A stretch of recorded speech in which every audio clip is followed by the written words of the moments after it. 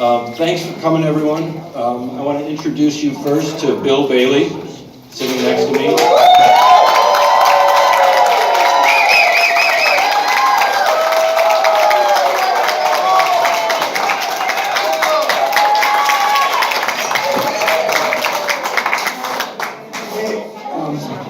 Thanks, everybody.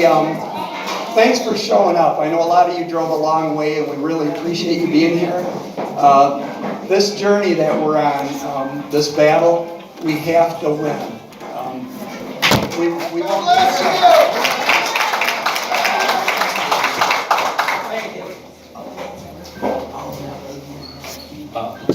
So Bill is the plaintiff in our case, and truly without Bill, we would not have got as far as we've got in this case. And it's quite remarkable how far we've come. No matter what anyone tells you, I want people to understand that on December 6th, we obtained forensic images of the Dominion voting system in Antrim County. And from that time, we have spent an exhaustive amount of time studying those forensic images so that we can understand how this system works and how your votes are tabulated and later counted. And that's important to understand, that your votes initially are simply tabulated at a tabulator and counted later. So no matter what anyone tells you, I want you to understand that the work that has gone into this case has been extensive, and it hasn't, it's only been, 6 months that we've looked at this, and we are doing work that government agencies should be doing, and would be doing work.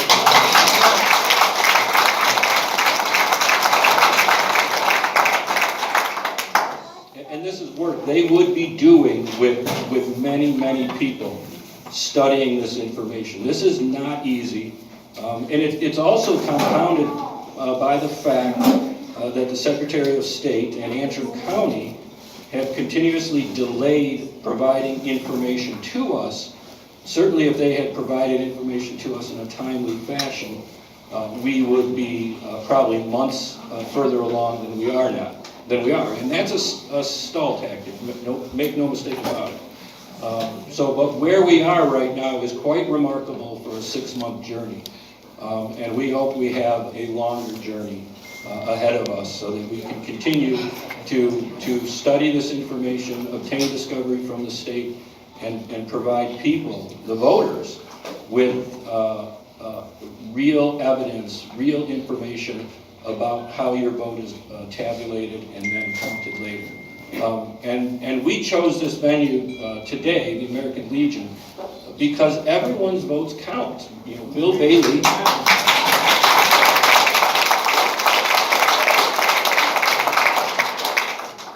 Bill Bailey noticed something happened on election day, and he's a true patriot for bringing that to the attention of people. But everyone's vote counts in this country, and it should be counted not incorrectly but correctly, and we want to ensure that happens. And we want people to understand this is not in any way a political issue for us.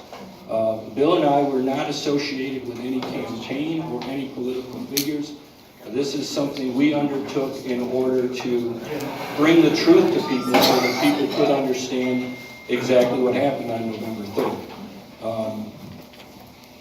And again, this place we chose here today because votes should count. This is our veterans. Our veterans' vote should count, correct? Right.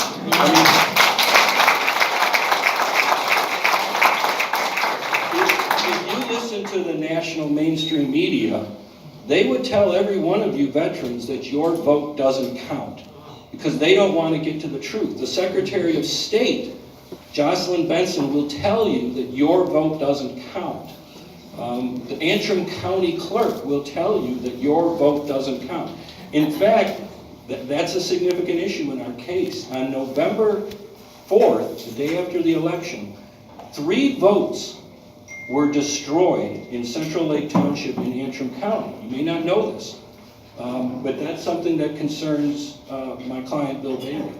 They were destroyed in the tabulation process. And the Antrim County clerk declared, don't worry about it. It's fine. So we're trying to get to the bottom of that to ensure that everyone's votes count. But I'll tell you what we've found in the process, what we've discovered through studying forensic images. The most important thing I want to tell you today is that Jocelyn Benson has lied to everyone in the state of Michigan. And she has violated the law. She came out early in December and declared that what happened in Antrim County was human error. And she declared that this is the safest election in the history of our country. Those statements are knowingly false. In our case, we asked the Secretary of State to produce to us a copy of the source code for the Dominion voting system. Under state law, she is required to hold a copy of that source code in trust. And we just learned, just the other day, when she responded to discovery requests to us on Friday, we learned that she does not hold it in trust. She holds it somewhere else in California through another company. Now, the Michigan election law requires that she maintains the source code, and that's important because the source code is how the machines are prepared, how the programming is done within the machine. Source code testing is actually essential to a secure election to be free from fraud. That's why she's required to maintain the source code in trust. The Michigan Security Advisory Commission, on page 10 of their handbook, suggests that she performs source code security audits or penetration testing on frequent, regular basis, at a minimum annually. In other words, she's supposed to test this source code for vulnerabilities. That's her job. That's not our job. But that's what we've been doing over the last 6 months. We've been testing the code for vulnerabilities and exposing those vulnerabilities so that people can understand how the code actually works. She has done none of this because, as she admits on Friday, she has no control over the source code. She actually directed us to go talk to another company that maintains that. That means she's not doing any security testing. We also asked her another couple of important questions, and we asked her to describe to us how the voting system works across the state. And for 3 questions that were similar in ways, but also different, she responded, she doesn't know. She doesn't know how the voting systems work. She doesn't know how the source code works. She doesn't know how the programming works. She doesn't know how votes are tabulated or counted. And that's her job. She is the Secretary of State, the chief enforcement officer in our state for election integrity. And she simply doesn't know and could not answer those questions. Rather, she directed us to the manufacturer. Now understand this. What I mean by that, when I say she directed us to the manufacturer, is no one in her entire Secretary of State department could answer the question. Okay? No one in the Secretary of State's office knows how this system works. That's awful. And yet they've deployed it upon everyone in the state. But more important, back in December, on December 14th, she came out with a press release again, stated that what happened in Antrim County was human error and that this was the safest election in the country's history. Now I ask you, how would she know that Right. if she doesn't know how the system works?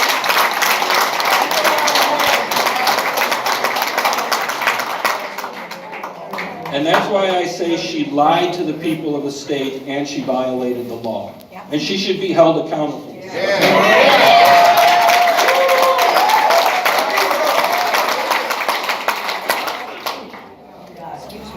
Now, we found some pretty explosive information over the last couple of months. And I want to play for you 2 videos right now. What these videos show you is that we are able to flip votes. My team is able to flip votes at the tabulator level. Where you go vote in your precinct, when you put ballots in that machine scans your ballot.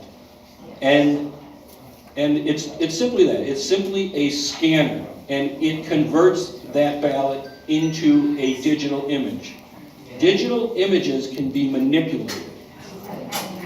So, in the normal election process, if you had no fraud involved, that's a big if, but if you had no fraud, your ballot would go into that tabulator, be counted at that point, and an election tape would be printed out that shows the results of the election. Your canvassing board will then look at that tape, compare that tape to the poll book to see how many people came in to vote. If those numbers match up, they certify the election. If you can flip votes at that tabulator, meaning your paper ballots are different from that printout, no one will ever know that the fraud occurred. We are then able to take those flip votes, those fraudulent votes, that vote count, and transfer it to the county's election management system. That system then will transfer those votes to your Secretary of State's office. So by showing what we do now, where we flip votes at the tabulator, it's nearly impossible to uncover fraud unless you have an actual audit of the ballots. So we're going to show you 2 videos right now of what we've been able to do.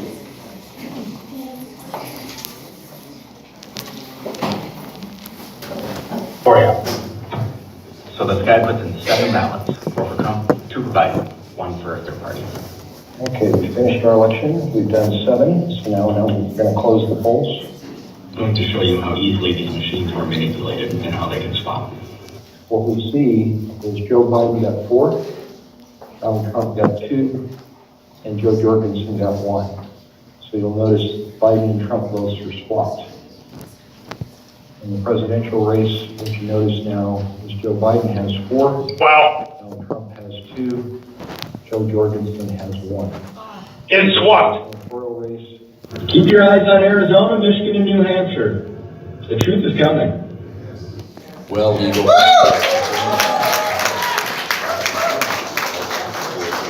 Results of the 2020 election. And from November 3rd on, the eyes of many in the nation were focused on voting irregularities in Antrim County, Michigan. Now, Matt Deperno's legal team is revealing exclusively to One American News the next phase of their legal strategy. They have brought in their own expert who has access to both the voting machines and the tabulation software.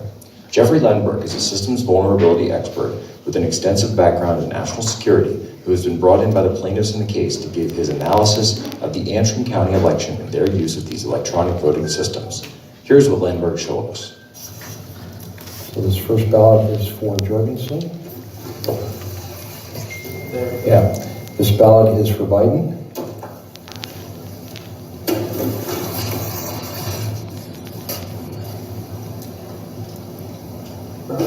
Next ballot is for Biden.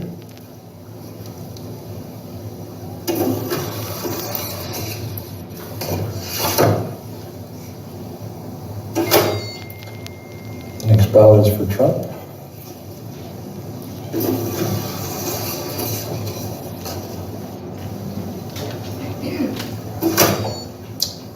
Next ballot is for Trump.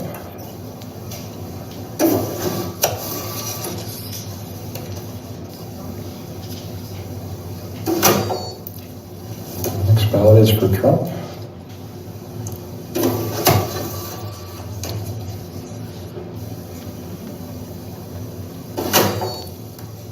Next ballot is for Trump. And that's the 7th one.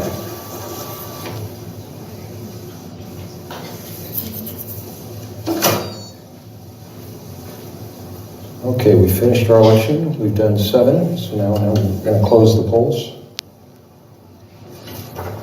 So close poll.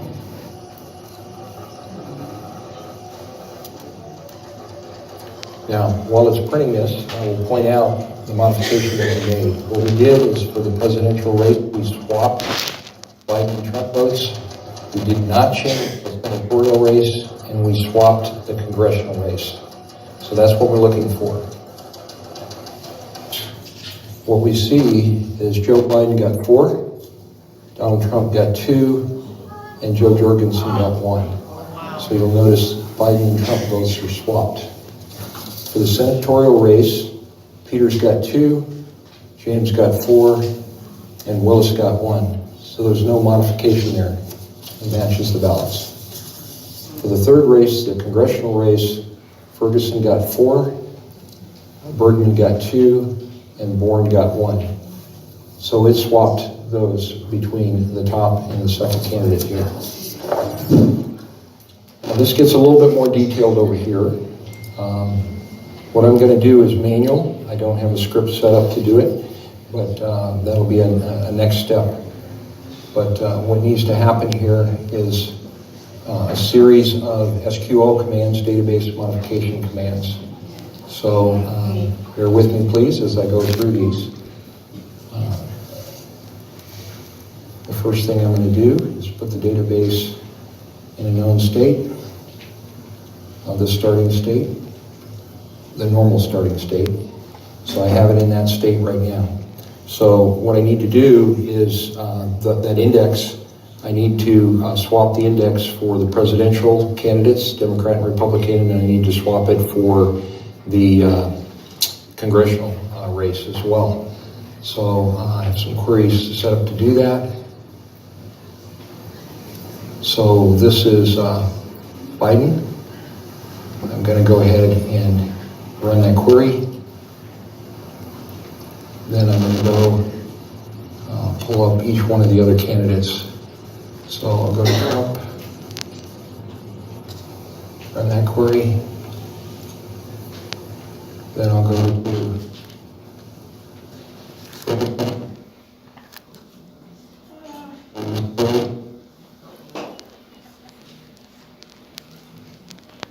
Bergman,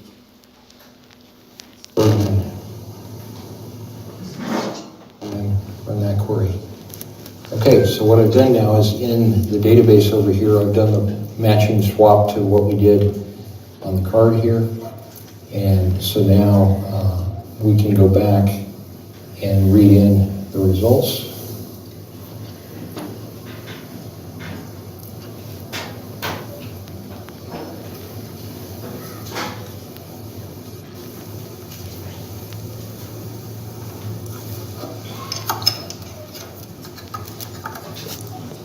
So this is card number 3.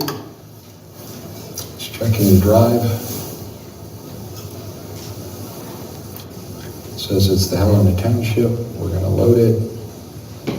Loaded successfully. Now we're going to look at the results. So straight party is still 0.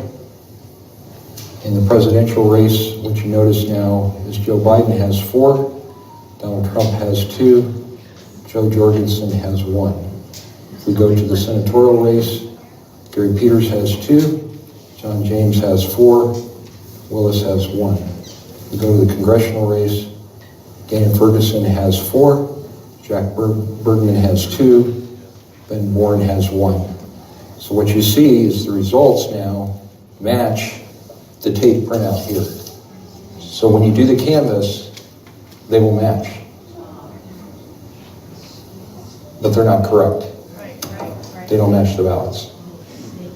Lenberg says that his analysis shows that these electronic voting systems are vulnerable to compromise and demonstrated a series of manipulations he was able to perform within the software, which appeared to alter the reported outcome of this simulated election away from the results on the paper ballots themselves. For years, Americans were told by mainstream media that elections were vulnerable due to cybersecurity concerns, with outlets from CNN to MSNBC running stories on the security flaws in the systems. HBO has broadcast 2 documentaries on the subject, called Hacking Democracy and Kill Chain, the Cyber War on America's Systems. For now, One American News will continue to cover the story as it unfolds in Antrim County and across the nation.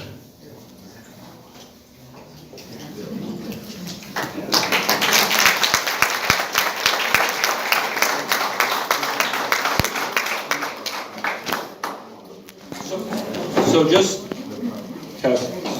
so everyone understands, what we did was put 7 ballots in that tabulator.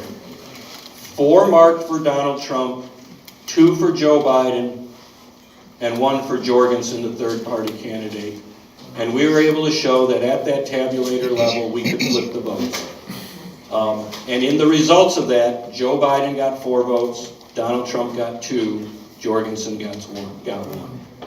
That's how your votes are calculated. And we can do that up ballot, down ballot, anywhere we want. We can affect your school board elections. We can affect state proposals. We can affect constitutional amendments. We can do senatorial races, the trustee races across the state, judges races. As long as someone has access to that EMS system, we can flip votes. Now you're going to ask, how can we do that? We've got a little criticism from that video. 2 main criticisms. What we've been accused of somehow implanting something on that system in order to do what we did. And I can assure you we did none of that. What we used was what was provided to us on the system. And what is on that system is a program called Microsoft SQL Database Management Software. It should not be there. It is not certified by the Election Commission, and it decertifies that machine and the election. But we were able to use that because once you're able to access that system, that program, you can go directly into the database management of your county and flip votes. Presumably, you can do it locally or remotely if you have an internet connection. The second criticism that we have seen is that they've said, oh, you just have a guy standing there in front of a tabulator connected to a laptop. That's because people don't understand forensic imaging. That laptop is not just a laptop. That laptop is the forensic image of the Antrim County election management system. It's fully bootable, and we have it and are able to boot it up on a laptop and show you exactly how those votes transfer from the tabulator, which represents your local precinct, to the county EMS, which sits there on the laptop. So any of that criticism is completely 100% debunked.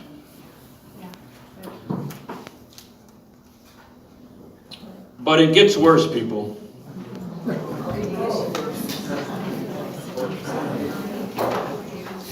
We can see by studying the actual forensic images, and based on a review of the Antrim County results files, indicates duplicate matching ballot indexes, which is evidence of ballot stuffing and fraud.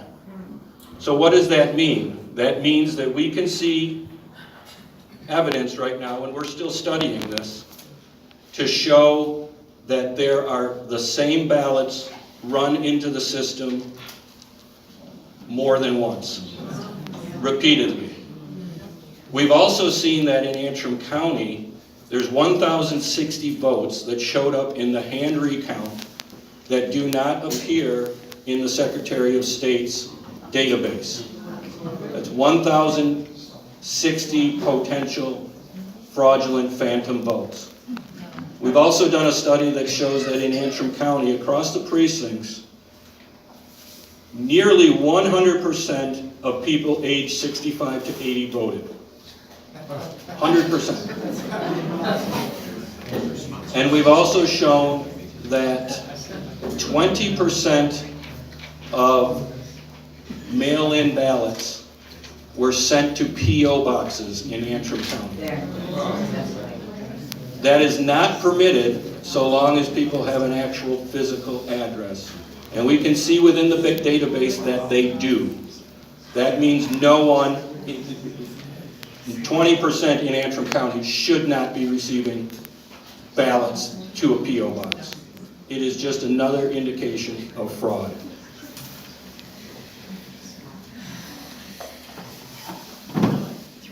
And it gets worse. We've shown that across the state of Michigan, in certain tabulators, and it doesn't matter which company is operating these tabulators, but we show trace source of internet connections to Germany and Taiwan. We also see actual modems installed in some of these tabulators when we've been told for so long that there are no modems installed and that there are no internet connections. And that's an important finding, to actually find these actual modems. Because if you have a 4G card in a tabulator and you connect to the internet, you can go directly into the database through that Microsoft SQL database management system and affect the election.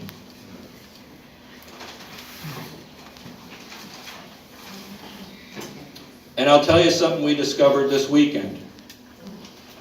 We can now show that after the election is done, someone, anyone really, who has access to those tabulators can reopen the election, run more ballots through the tabulator, print off a new tabulator tape with the new ballots, and backdate that tape to November 3rd. Anytime. The Philippines has the same issue. You can do that at any time. Now that directly affects the way our counties canvass. Remember, the way canvassing works, you look at that tabulator tape, compare it to your poll books and the EMS. If the number of voters match on that tabulator tape compared to the poll book, they will certify your election.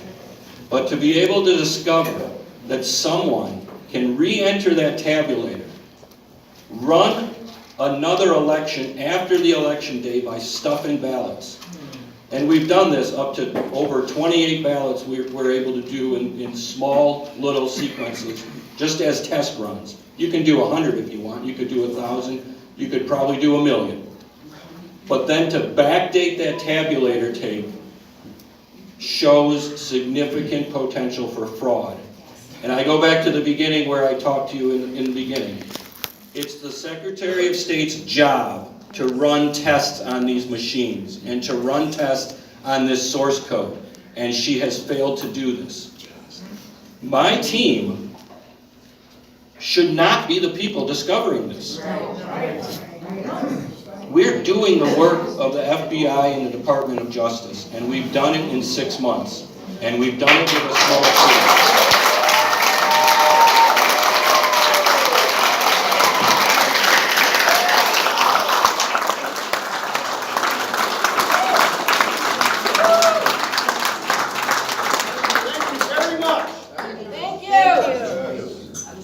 So what we're wanting to do today, I want everyone to understand something else. In 2018, the people in this state voted on a new constitutional amendment. Yes. That constitutional amendment states that any voter has the right to audit a statewide election.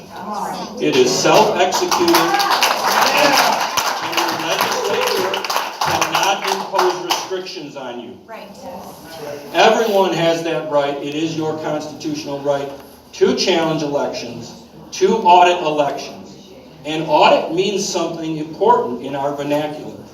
Audit does not mean we selectively go across the state, as the Secretary of State claims she did. She actually says that she conducted 250 audits across the state. She did not do that. She selectively cherry-picked 18,000 ballots and looked at them. That's all that's happened. Audit is an important word. It means going in and looking at the ballots, making sure they're the correct ballots, printed from the correct place, that absentee ballots have the correct fold in the correct place, that they're not printed off of a laser printer, that signatures match. Audit means a whole lot more than just taking a look at something and declaring it fine. That didn't happen in our elections. And what we've discovered, and people need to know this, but we've discovered through our work that there was an absolute subversion to the November 3rd, 2020 general election in this state. Trump won.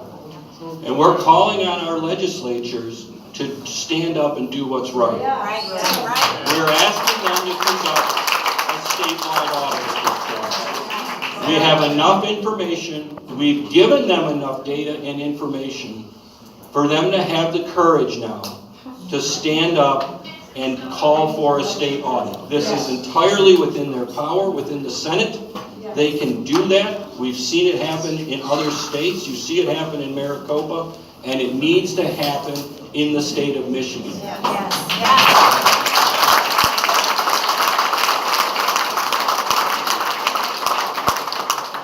Our state representatives and senators need to give up the fever dream, need to abandon their conspiracy theory that this was the safest election in this country's history. We have entirely debunked that defense. What they did was unlawful, and people need to be held accountable. Unfortunately, in our state, the people who holds them accountable is your attorney, Dana Nessel, and she's currently defending the Secretary of State in our case. If that doesn't scream of a conflict of interest, I don't know what does. Now, I got off the phone with John Roth's office this morning, and I asked him that exact question about the authority of the legislature and citizens to call for an audit. And if you could just, I hate to interrupt, but if you could just speak to this, because I was told by John Roth's office, who's our representative here from Grand Traverse County, that the legislature has no authority to do what you just said that they did. The legislature has authority to subpoena any county they want and bring forth those ballots. They can conduct a statewide investigation if they want. They can conduct a countywide investigation. They are senators after all. Right. They were elected in this state to do that.